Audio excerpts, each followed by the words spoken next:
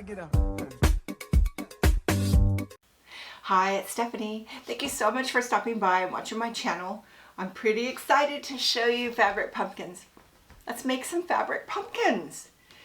I love this idea. It's super cute. It's going to go with my new table that I painted. If you haven't seen that, I am going to be posting a video, so check back. And if you want to see it now, you can go to my Instagram or Facebook page. I'm on there every day, so come find me. And I was following one of my favorite bloggers, Confessions of a Serial DIY. Now she's the one who had the painted table that I copied. So when I saw her fabric pumpkins, I wanted to make them. Now I made some fabric pumpkins last year, the year before, and so I'm going to put a link to them. That turned out super cute. It was actually just putting fabric on the plastic pumpkins that you get at the dollar store.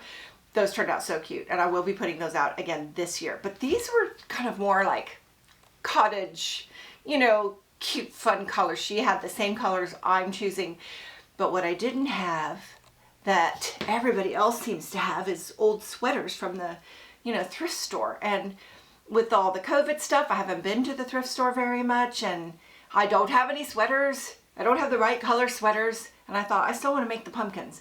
So I went to Joann's and I looked for sweater material, and I didn't find any, not in cute colors, just a couple, but they were all gray. And that just isn't very much what I was looking for. So I came across this minky fabric, so soft. It looks like this, kind of got the knobs, the knobbiness to it. It's very soft, probably for robes.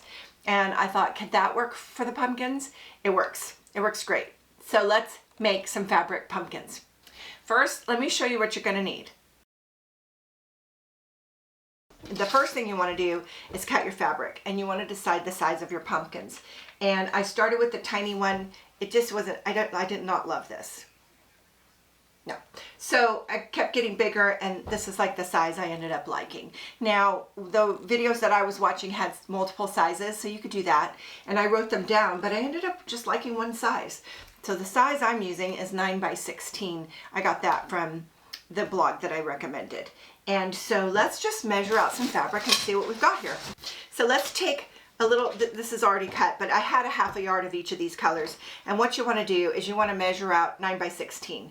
So just a couple of thoughts. I like to conserve fabric as much as I can, so I try to cut in ways that I think ahead as to what the size I'm going to use. So this ended up being right around 20 this way. So I think 9 by 16, 9 can go into this 2 times. So I'm going to make this my 9 side, and I'm going to make this my 16 side, because that's the longer side.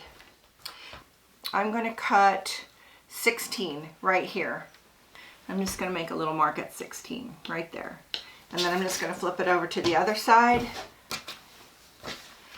That just makes it easy. There's 16. Let's mark that. All right, now let's cut it. So I'm just going to take my yardstick. Okay, there's my mark. My mark's on the other side of this. Remember I flipped it? There it is. Okay, so I'm matching my marks, taking my pencil. Are we still there? I'm drawing a line, and now I'm going to cut it. Okay, so I should have 9 by 16. So what I have here is 16 by right around 20. So rather than cut and have it be exactly 9, I'm just going to fold it in half. And instead of 9, it'll be 10 by 16. So again, pretty much do whatever you want. That's what I do. Kind of in life. I'm kind of that person who just does what I want in life. That's that. Okay, so now I have 2. I'll just show you with 1. So I have this piece that's 9 by 16, or mine is 10 by 16. That's the 16, that's the 10. And what I want to do is I want to fold it in half with right sides together. And I want to sew this side. Okay? So this is the 9 and this is the 16. Remember? And I'm going to sew this seam right here. Now I have one that I've already sewn. Ooh, here's one. So I've already sewn this one, so let's continue with that. Anyone can make a straight seam, right? Just make that straight seam. So now I have a tube. Before I turn this right side out, I want to gather the end.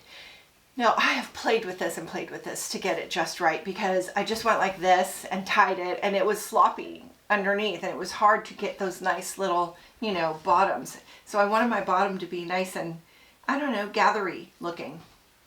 Let's see if I can find one that just has the folds. Anyways, let me show you how I got this nice and even.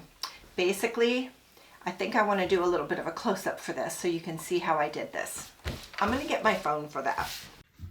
Okay, so we are going to take this tube, but this is the wrong side, and this is the right side, and we're just going to make our end. And the way that I did that is I got my thread ready first. So we're using this crochet thread. I keep calling it that. I hope that's what it's called. Anyways, I'm just going to cut just the length that I think I need to make this tie, and I'm just going to set it down, get it out of my way. Now I'm going to take this is the end, and I'm just going to start gathering it with my fingers. Just go all the way around. Just takes a little minute. You get to the end and just push that in. So it's not as much jumbly. It's kind of gathered.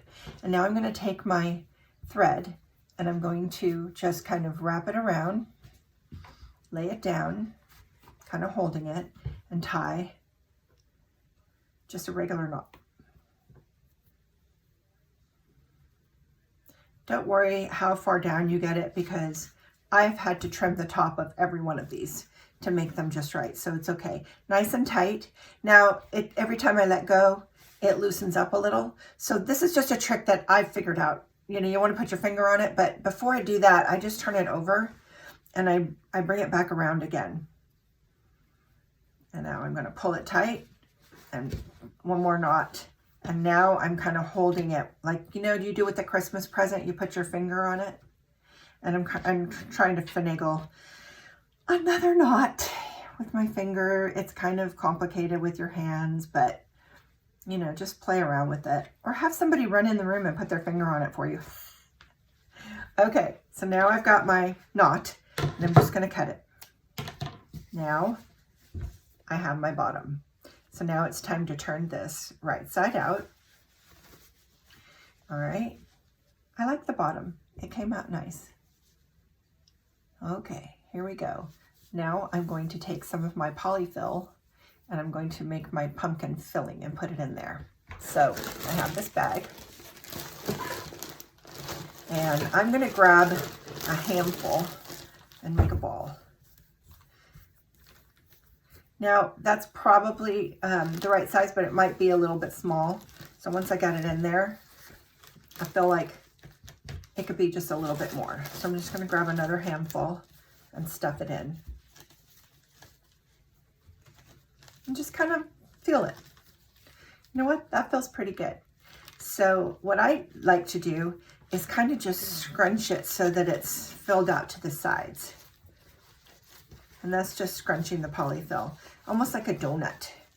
All right, so now I've got I'm gonna get this out of the way. So now I've got my pumpkins getting there. Now I want to tie the knot in the top. And the same thing is happening here, but it's a little easier since it's full, is just kind of gather it up. All right, and now I'm gonna cut another piece of my thread. And I'm gonna lay it right there. I'm gonna gather up my stem, and I don't want it too tight because I want to be able to kind of, you know, have those indents here. So I don't want to make it so tight that those won't really show, but I don't want it too loose either. So kind of in the middle. So push it down a little and get a feel for your pumpkin. Is that what you like right there? And then you kind of feel that, and then you tie your knot just like you did on the bottom.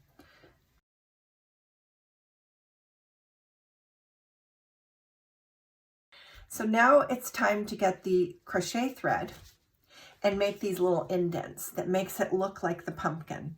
And so how I'm going to do that is I'm going to just sew them around and push them down and knot them. So before I do that, I kind of want to decide where those lines are going to be. I use some pins. I'm going to find my seam. That's where I'm going to start, and then just put a pin there. It's like a marker. Okay. And then I'm going to eyeball it. I'm going to do five pins. That's 2. That's 3. That's 4, and that's 5. Now, whoops, that one doesn't want to go. There's my 5. So I kind of just look at it and say, is that pretty even? If I feel like this one's wider than this one, then I can move my pins around. I've done this a few times, so I got this right on the first shot, but you can arrange your pins until you have 5 equal spots. Now that I've got my 5 equal spots marked, I don't have to worry when I'm sewing to have to kind of figure that out. So now I have this thread, which is this crochet thread, and I'm going to start at the bottom. Now this minky fabric is hard to sew through.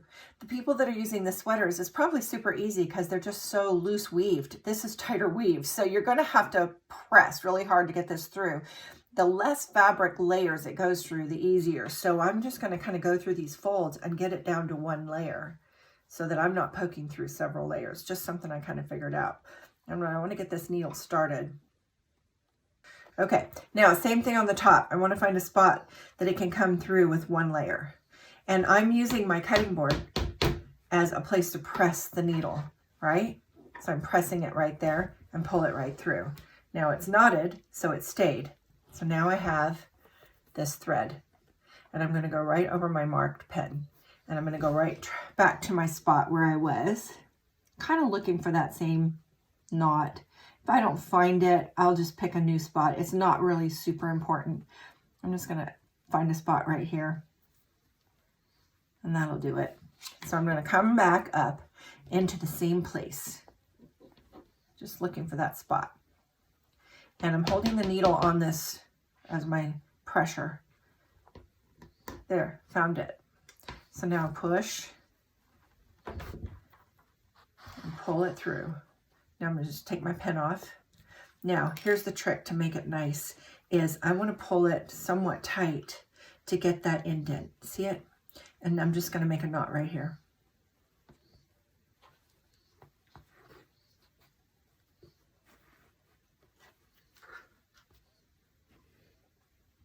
And then I'm going to cut it.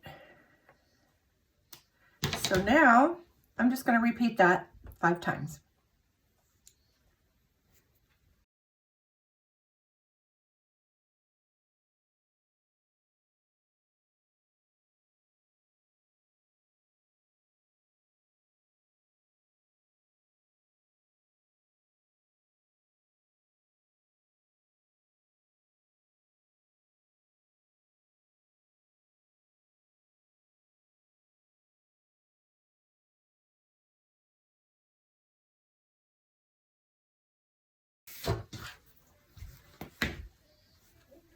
Starting to look like a pumpkin. So let's trim this top. I don't want it too tall.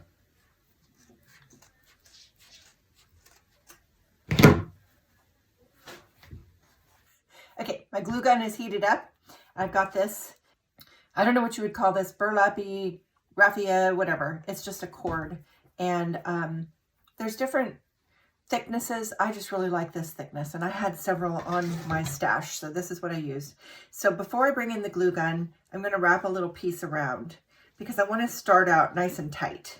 So let's just start out like this, and we'll bring this little tail, and then we'll start out nice and tight, and I'm just going to kind of hold that. So now I know that this is tight, and this is just going to get glued down. So let's glue that down.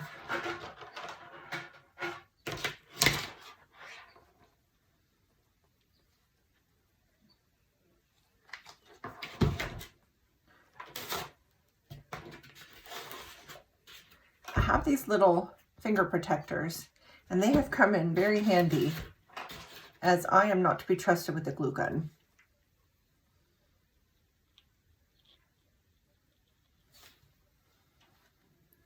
So now we're just going to wrap. We don't need to keep gluing, just keep wrapping. When I get to about right there, I'm going to start gluing again. Okay, I'm getting close now. So it's time to put some glue right up here. So now I don't want to pull so tight because I don't want it to just kind of fall right off to the top. And as I get around and around, I'm going to start just kind of twirling it. Let me set this down because I want to push it a little. So now I'm going to twirl. See that? Just kind of lay it there. And at this point, I'm going to put some glue right in the middle.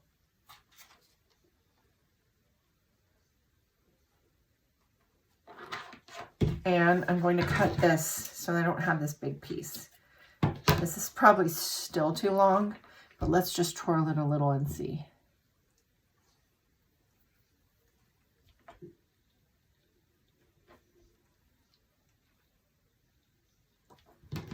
I don't know, that might be just perfect.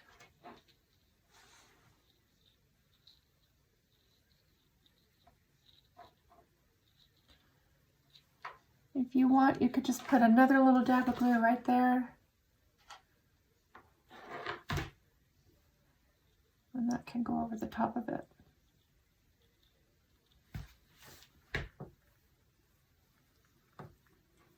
How adorable.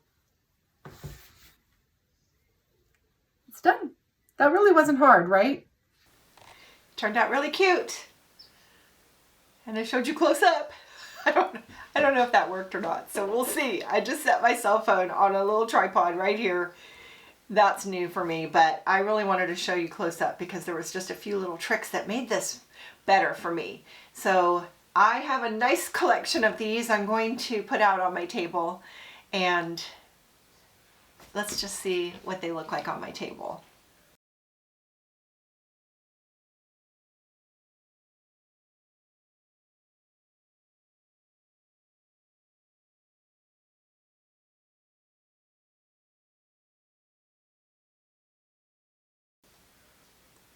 So that turned out really good. What a fun craft. You could choose any color, whatever your colors are in your house. They could be fall colors. They had lots of colors of this minky fabric, and you could use any fabric, really. I liked it because it was fluffy. But really, honestly, any fabric would do. That's my opinion. So I hope you enjoyed this craft. Check back for more. If you haven't already subscribed, hit the subscribe button. Ring that little bell to be notified when I do another video. And come back often. I love to see you. Bye now.